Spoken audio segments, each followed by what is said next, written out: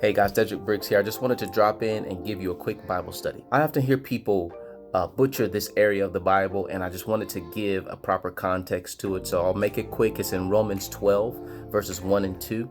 In many churches, you'll hear people say, like when it comes to you working in the church or serving or doing various things, a lot of times, sometimes people want work for free.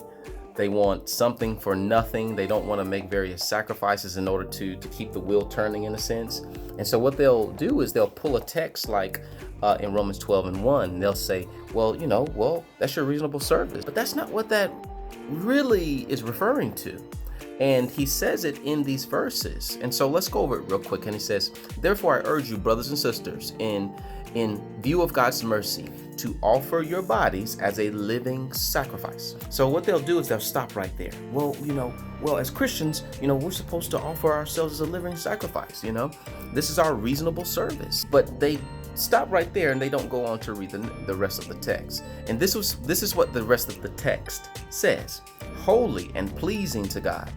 This is your true and proper worship. So the text isn't talking about me doing free labor for your organization. The text is talking about worship. And how does that worship look? That worship looks like this. It looks like me living a life that is holy, being in right standing with God, and pleasing God. This is the true and proper worship. It goes on to say in verse 2, says, do not conform to the pattern of this world, but be transformed by the renewing of your mind. The proper context of me living a life in which my body is a living sacrifice is one that is not conformed to the pattern of this world, but is transformed by the renewing of my mind. Where or within whom? Jesus.